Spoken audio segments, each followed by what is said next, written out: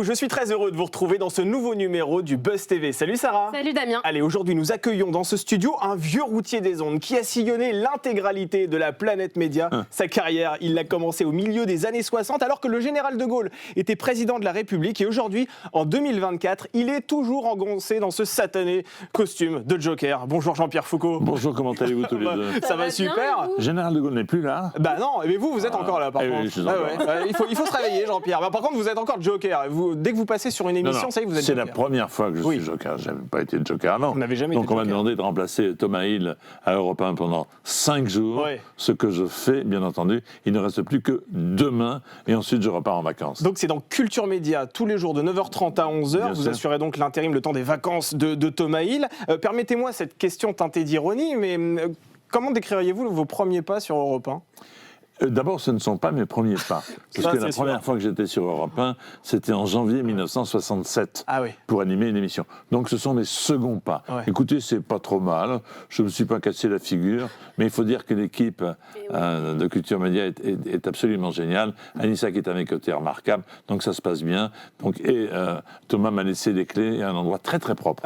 C'est propre. Bon. Puis vous avez été accueilli lundi en grande pompe. Oui.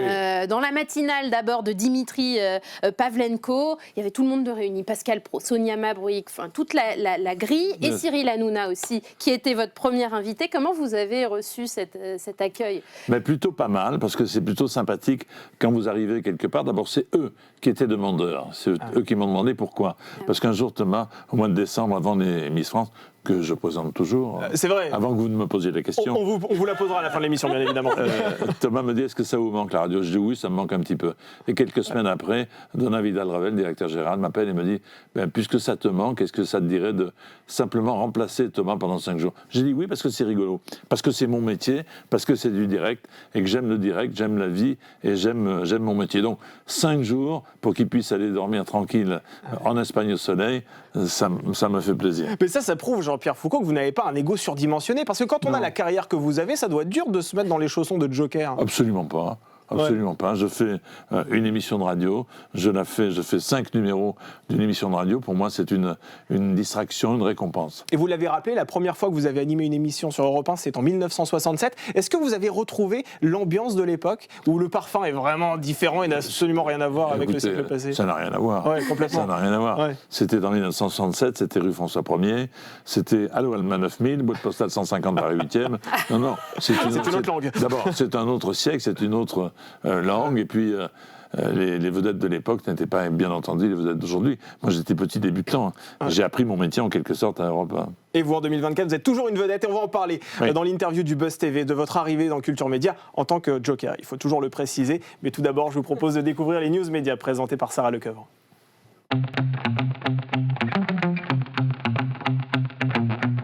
Bon, on ne va rien vous apprendre puisque vous proposez aussi un journal des médias dans Culture Oui. Média, mais quand même, on vous le dit, Nikos Aliagas décroche un rôle important dans le cadre des Jeux Olympiques. Et oui, ce mardi matin, à 101 jours précisément du début des Jeux Olympiques à Paris, la cérémonie de l'allumage de la flamme olympique s'est tenue à Olympie en Grèce. Eh bien, le présentateur d'origine grecque, Nikos Aliagas, était le maître de cérémonie. Alors, son rôle était très protocolaire. Il a par exemple annoncé l'allumage de la flamme, présenté le discours de Tony Estanguet, qui est le président des JO, et également présenté les hymnes nationaux. Le tout, s'il vous plaît, en grec, en français et en anglais, puisque Nikos Aliagas est polyglotte. Et vous vous en doutez, c'est une mission qu'il a prise très à cœur. J'ai accepté de le faire, dit-il, pour être utile et pour honorer à la fois mes racines, les racines de mes parents et le pays où je suis né. Voilà, c'est ce qu'il a déclaré à nos confrères de l'équipe. Jean-Pierre, est-ce que vous vous réjouissez à l'idée que la France accueille les Jeux Olympiques? Bien entendu. Oui. C'est un événement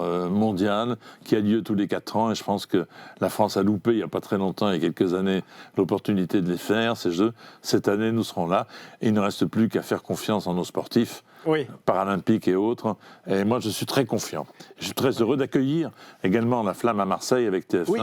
Le 8 juin, la Flamme arrivera avec le Belém dans le Vieux-Port et toute une équipe de TF1 sera là. Vous allez la porter, la l'accueillir. Flamme? C'est Non, prévu je vais l'accueillir. Ah, vous allez l'accueillir. Bonjour, bienvenue. Vous allez lui faire la bise, c'est ça. Attention de ne pas vous cramer les cheveux feu quand même, c'est une flamme.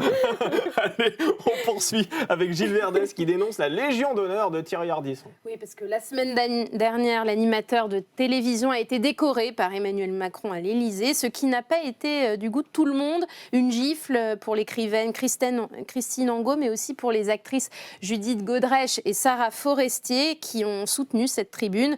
Tout ont en mémoire les interviews polémiques conduites par Thierry Ardisson dans les années 90 et 2000. Alors Gilles Verdez est le dernier de la liste à apporter son soutien. Cette remise de médaille, dit-il, est nulle et non avenue. C'était hier soir dans TPMP. Il me semble, Jean-Pierre, que vous avez été fait chevalier de la Légion d'honneur. Mais écoutez, vous avez de bonnes informations. Mais écoutez, vous savez, j'ai appelé le président. Il me semble que c'était de trop. Et qu'est-ce que ça représente pour vous, cette décoration-là? C'est très important, c'est une reconnaissance du petit garçon que j'étais.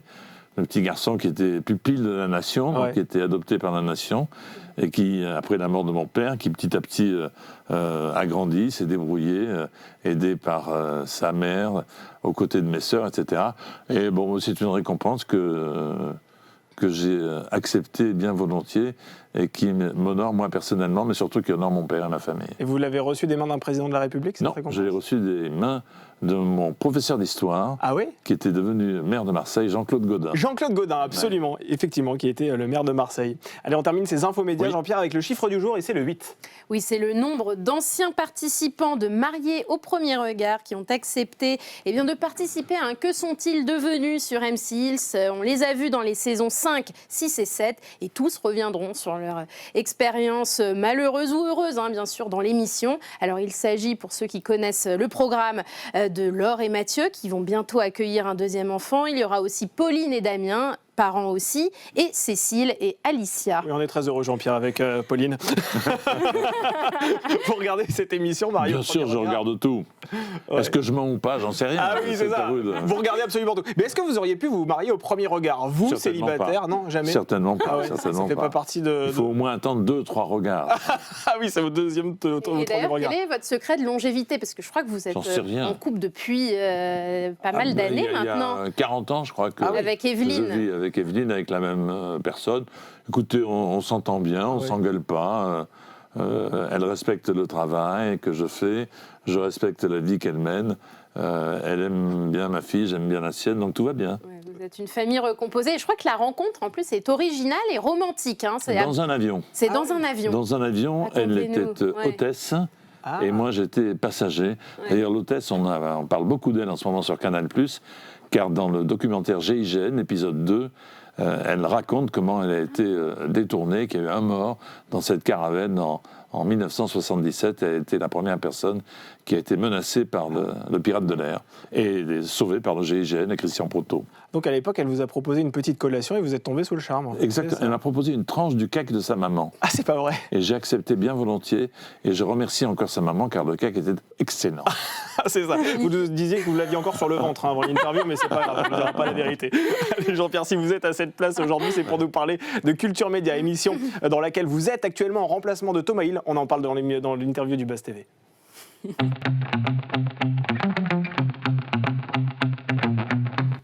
Bon, et bien Culture Média, donc c'est de 9h30 à 11h sur Europe 1. Mais vous vous ennuyez à Cargues-le-Rouet, en fait, vous aviez absolument envie de revenir à Paris. C'est vrai que j'ai regardé la météo en ce moment, c'est assez nuageux là-bas. C'est pas que j'avais envie, on me pose la question. Ah oui. Donc à moi de dire oui ou de dire non. Oui. J'ai trouvé que c'était rigolo. On m'aurait dit il faut faire une émission tous les jours, j'aurais dit non. Ah oui. Ça, de façon catégorique, nette et catégorique. Mais on m'a demandé de faire 5 jours. Oui. Donc venir 5 jours à Paris, c'est pas la mer à boire. Oui. La mer est devant chez moi. Et vous la buvez pas. Là c'est la Seine, je vous conseille pas de la boire. Donc ni de vous y baigner pour l'instant. On va s'y nager bientôt. Donc je suis très content, puis de retrouver cette grande maison qui est Europe 1, dont je souhaite le plus ardemment la renaissance. Bon, et puis apparemment, c'est pas pour le salaire qui vous a motivé, c'est ce que vous avez dit à Pascal Praud ce matin. Vous avez dit que vous êtes le joker le moins payé de la télé. Ah bon, je dois être fatigué. Je dois être fatigué quand je dis ça. Non, mais on fait pas ça honnêtement pour l'argent. On fait ça pour le kiff, pour le plaisir, pour savoir si c'est comme le vélo, ça ne s'oublie pas. Oui, pour ça, le plaisir de recevoir des invités, puis tous les invités acceptent bien volontiers de venir. Jusqu'à Inès Reg qui est venue c'est un événement, et qui a dit tiens, oui, avec Jean-Pierre Foucault, il est bienveillant, Mais bon, vous avez entendu ce que je lui ai dit. Voilà. Oui, mais qu'est-ce que vous allez lui demander d'ailleurs à Inès Reg? On rappelle qu'Inès Reg vit une guerre totale avec Natacha Saint-Pierre dans les coulisses de Danse avec les stars. C'est vraiment l'affaire qui a passionné la France entière. Pardonnez-moi, nous sommes jeudi aujourd'hui. Oui, oui, c'est ça. Je lui ai posé la question. Il fallait écouter, mon vieux. Ah oui, mais vous savez, moi c'est compliqué. Attendez, j'ai un travail, monsieur, il faut que je prépare des interviews.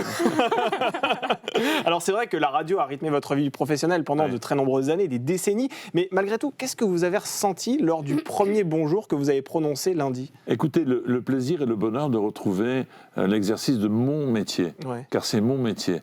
La radio, c'est le direct, c'est mon métier. J'en ai fait, comme vous l'avez dit courtoisement, pendant quelques décennies. J'en ai fait 5 décennies. J'ai fait en réalité 55 ans de radio 55. et 5 jours. 55 et 5, ça va, c'est pas la mer à boire. Mais j'étais très heureux de retrouver cette ambiance, de retrouver un peu, non pas le tract, mais le boost du direct. C'est bien sympa et d'avoir une équipe formidable. Et quel bilan vous avez tiré des 2 premières émissions? Écoutez, plutôt quand vous êtes sympa. sorti du studio, Il faut poser la question à l'équipe qui dit toujours que c'est formidable. Mais en fait, moi, je pense que je m'y suis trouvé assez bien. Il faut dire quand les chaussures sont bien préparées, c'est agréable d'y poser les pieds. Ah, c'est bien dit. Alors en tout cas, le point négatif, c'est peut-être le réveil qui sonne, parce que vous devez vous lever très tôt, je suis non? matinal, moi. Ah oui. Je suis matinal, donc il n'y a pas de problème. Je n'ai pas de souci à arriver à 7h, ce qui est le cas à Europe 1 tous les matins. Je suis très matinal. Par contre, comme tout bon Méditerranéen qui se respecte, je fais une petite sieste l'après-midi. Ah, c'est vrai. Oui. Donc ça veut dire que ça ne perturbe pas vraiment votre quotidien de retraité Absolument actif. pas. C'est- Absolument petite pas. parenthèse. Il n'y a que la vue qui change. Ah oui. Ah oui, c'est sûr que vous n'avez pas la vue sur la mer. Exactement. Ça, c'est le problème. Vous vous levez à quelle heure d'ailleurs 5h30, 6h moins quart. Ah oui. Ah ouais, non mais attendez, vous ne Ouais, levez quand pas à même. 5h30, 6h moins le quart le reste de l'année quand même, si? Non, si, je me réveille très tôt. Ah oui, Je me réveille quand très tôt. Et Anissa, qui travaille avec moi, elle arrive à 3h30 du Ah ouais, matin. ouais. Au milieu de la nuit. Ouais, ouais. Et est-ce que Thomas, il vous a envoyé un petit message Bien sûr, il m'a remercié de pouvoir enfin être en vacances pendant 5 jours. Et je l'ai rassuré en disant que je partais bien demain. Alors c'est vrai que vous avez précisé dès les premières paroles que vous avez prononcées sur Europe 1 que de toute façon ce ne serait que 5 émissions. Bien sûr. Est-ce que vous n'êtes pas déjà triste à l'idée de raccrocher les gants vendredi? Est-ce que vous dites pas, franchement j'aurais bien fait une semaine de plus? Non, franchement, non. C'est pas une drogue pour vous en fait, on a l'impression Non, que ce mais non, métier-là... sinon je serais malheureux. Oui. Hein. Donc là, c'était un cadeau qu'on m'a offert pendant 5 jours que je prends bien volontiers. Et les cadeaux, il ne faut pas que ce soit éternel. Ouais. Donc pas un jour de plus ni de moins. Si on, Non, non. si on vous redemande l'été prochain, par exemple, pour les... J'en sais rien. Pour l'instant, on ne m'a pas posé la question. D'accord. Donc, mais l'été, j'aime plutôt être chez moi. Ah oui. Donc il faudra négocier. Il fait pas souvent beau dans le sud de la France, donc il faut bien y aller quand c'est l'été. Évidemment, Bah oui, évidemment. forcément. Alors c'est vrai que vous êtes un animateur associé à TF1, c'est sur cette chaîne que vous présentez le tirage de la Française des Jeux, l'élection Miss France une Bien fois sûr. par an, en décembre. Est-ce que vous avez été obligé de demander l'autorisation à vos dirigeants à TF1 pour pouvoir faire cette petite incursion Mais sur pour Europe? ça, alors ça, c'est très rigolo parce que ça part d'un tweet Ouais. d'un monsieur qui se dit bien informé et qui est au courant de rien. C'est absolument magnifique. Je n'ai pas de souci avec TF1. TF1, avec qui j'entretiens des relations extrêmement courtoises. Je vous donne un exemple. Quand France 3 m'a demandé de faire un meurtre, Oui. un meurtre sur la Côte Bleue, j'ai demandé à TF1, comme c'est sur France 3, ils m'ont dit avec le plus grand plaisir, on attend le moment où on va pouvoir te regarder. Donc moi j'ai des relations très très courtoises. Après, ils vous ont dit avec plus grand plaisir, on attend le moment où on doit vous entendre, c'est ça? Non, moi j'ai pas posé la Vous question. n'avez pas spécialement posé la non, question? pourquoi Bah, parce que généralement... Parce que ma vie, c'est pas de la télévision. Ah oui. Je fais de la radio, c'est mon métier. Quand j'étais à TF1, dans les années 90, j'ai été nommé directeur général de RMC. Personne n'y a vu ombrage. Donc, non, c'est... mais ne vous inquiétez pas, tout va bien entre TF1 En fait, vous et n'êtes moi. pas pieds Vous et savez, poings liés avec TF1, c'est ça qu'il faut dire. Si, je suis pieds et poings liés. Affectivement. Affectivement, bien avec sûr. TF1, Mais contractuellement, puisque c'est pas je le suis cas.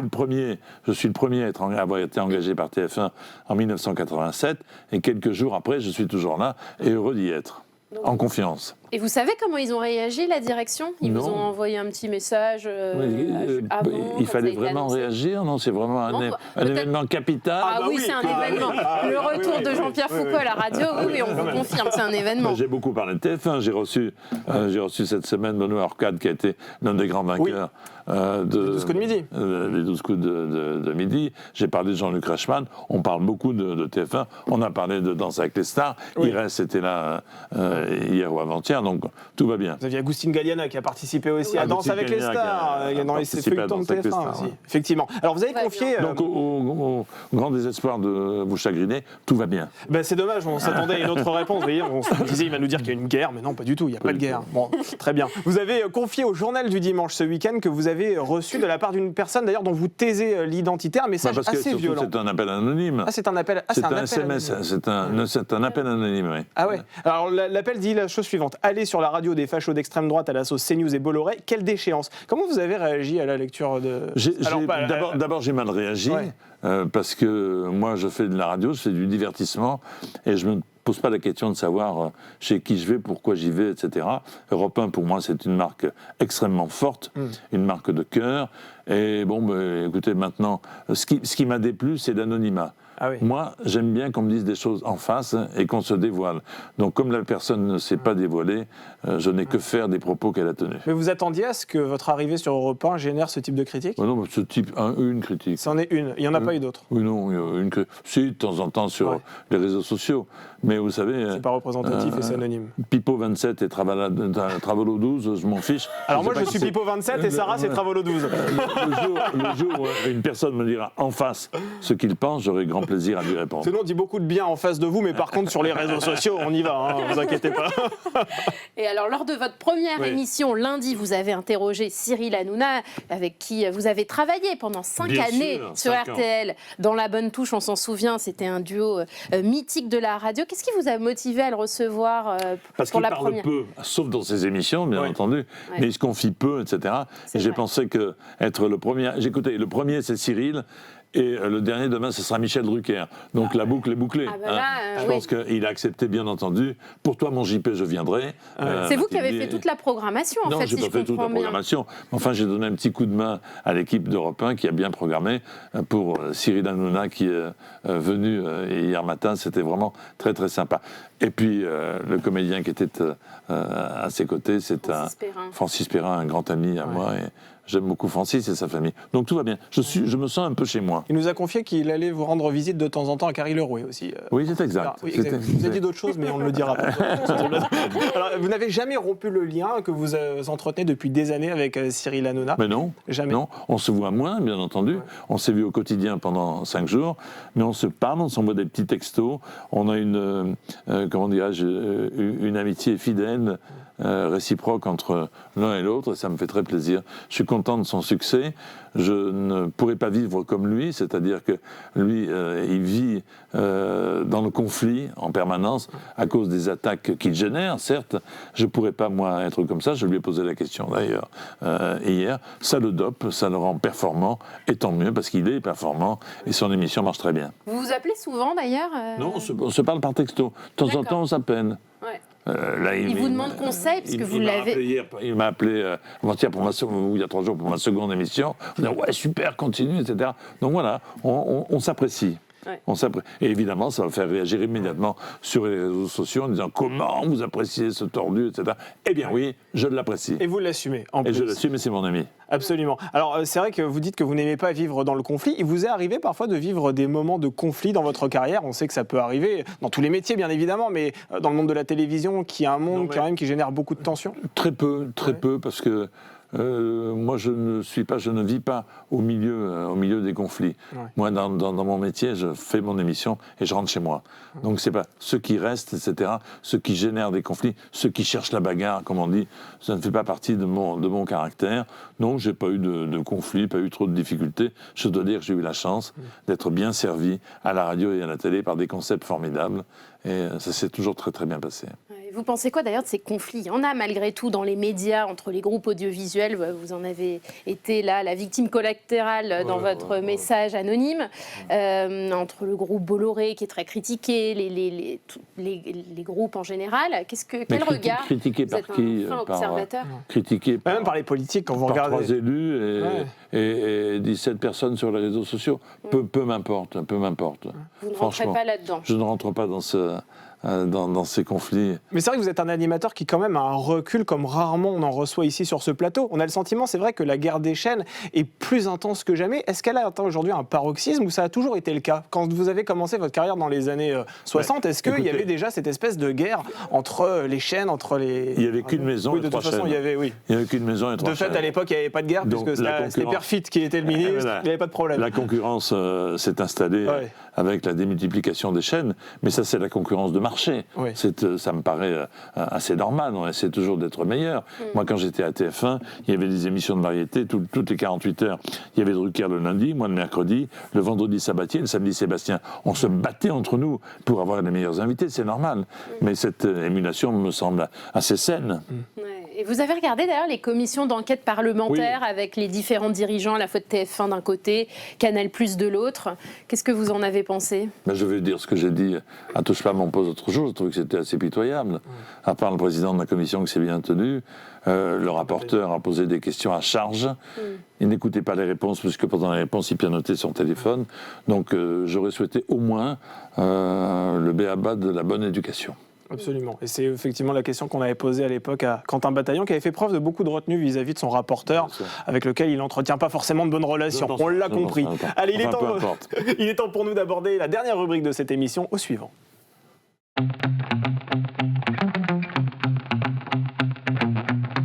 Ce vendredi, nous allons recevoir sur ce plateau à votre place Ophélie Meunier. Ophélie Meunier connue pour animer Zone Interdite tous les 15 jours sur M6, mais également son talk show qu'elle a lancé le week-end sur cette même chaîne. Est-ce que vous avez déjà croisé sa route à Ophélie Meunier? Bien sûr, j'ai croisé sa route avec son mari. La dernière fois que nous nous sommes vus, c'était dans un avion où elle partait avec armes, bagages, enfants et mari pour Marrakech, pour aller passer quelques vacances. Elle est aussi à RTN, hein, donc vous n'avez pas cité RTN. Oui, c'est vrai, elle a beaucoup d'activités. Elle a beaucoup d'activités. Lorsqu'elle a été interrogée à Europe 1, savoir ce qu'elle pensait de mon retour furtif de 5 jours, elle a dit qu'elle était très heureuse de m'entendre. Et moi, je suis très heureuse de la suivre, de la regarder et de l'apprécier, parce que c'est une grande professionnelle du monde de l'audiovisuel. Et je l'apprécie tout autant que son mari. Oui, son mari qui travaille sur TF1, il faut le préciser. Non, pas sur TF1. Enfin, pour des émissions, qui sont diffusées sur, et notamment TF1. Alors, Ophélie Meunier a commencé sa carrière sur Canal+ en tant que Miss Météo. Et puis vous, Jean-Pierre Foucault, d'autres Miss. Les Miss France, c'est en fin d'année sur TF1. Vous présentez chaque année l'élection. Vous avez fêté votre 30e année. Je vais fêter ma 30e Miss cette année au mois de décembre. Non, c'est cette année. C'est cette année. Donc vous y serez aux commandes. Inutile de vous poser la question. Mais écoutez, la question qui revient chaque année. Il y a 15 ans, vos confrères disent que c'est ma dernière. Donc, dites-moi ce qui vous ferait plaisir d'entendre. Écoutez, que vous restez. Non, on a envie que vous restiez. Si toutefois vous décidez de rapprocher les gants, ce serait bien que vous le disiez ici. Bien entendu. Vous voyez, vous en serez gré. Mais non, il est prévu. C'est signé, en fait, généralement. Comment ça se passe? Non, on ne signe pas. Vous savez, on travaille en bonne intelligence. Oui, tout simplement. Que ce soit avec TF1, donc, que vous évoquiez tout à l'heure, ou la Société Miss France, on travaille en très bonne intelligence. On n'a pas besoin de coucher notre nom au bas d'un parchemin. Vous avez régulièrement déclaré que si c'était Miss Provence, à ce moment-là, peut-être que vous penseriez à passer pourquoi le pas. quoi. Bon, pour l'instant, c'est pas Miss Provence. Ça a failli une année. Ça a failli l'an dernier.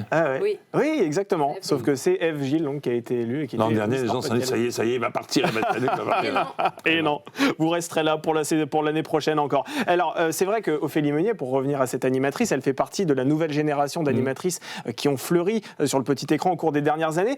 Pour vous, quel est votre héritier aujourd'hui à la télévision? Alors, c'est vrai que vous n'êtes pas vraiment parti puisque vous êtes encore dans les médias, mais aujourd'hui, est-ce qu'il y a l'héritier de Jean-Pierre Foucault? Mais pendant un temps, je disais Julien Courbet, mais qui maintenant commence à prendre de la bouteille.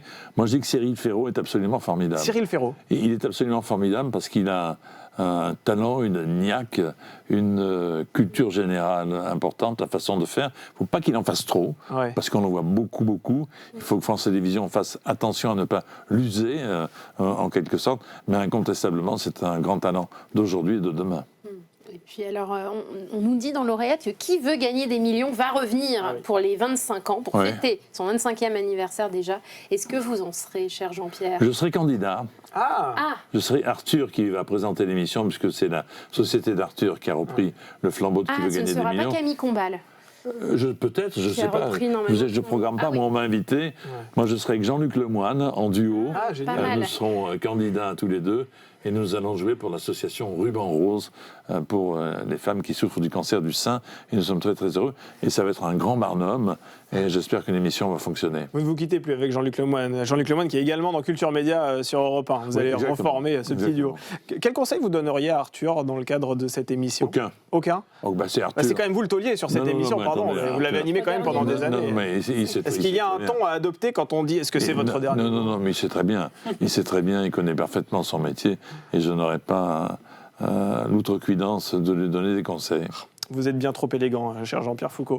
Allez, on va terminer cette émission avec la question que vous souhaitez poser à Ophélie Meunier. Elle sera à votre place donc ce vendredi à l'occasion de son talk show. Je vous en prie, la caméra se trouve juste en face de vous, sur le socle en bois. Ophélie, bonjour. Merci pour les mots gentils que tu as eu à mon encontre. Ce que je voudrais savoir, c'est que est-ce que tu ne regrettes pas de trop travailler et que tu ne regrettes pas d'être pas suffisamment auprès de ta famille et de tes enfants. Voilà, c'est ce que je voulais poser comme question. À bientôt en tout cas. Et c'est quelqu'un qui est en vacances toute l'année qui pose cette question, absolument. Merci beaucoup, Jean-Pierre Foucault. Et je rappelle que là, vous n'êtes pas en vacances, puisqu'on vous retrouve cette semaine donc, dans Culture Média de 9h30 Demain, à 11h. Demain, c'est votre dernière. Bah, oui, c'est ça. Vous allez faire un petit pot quand même après. Bien sûr.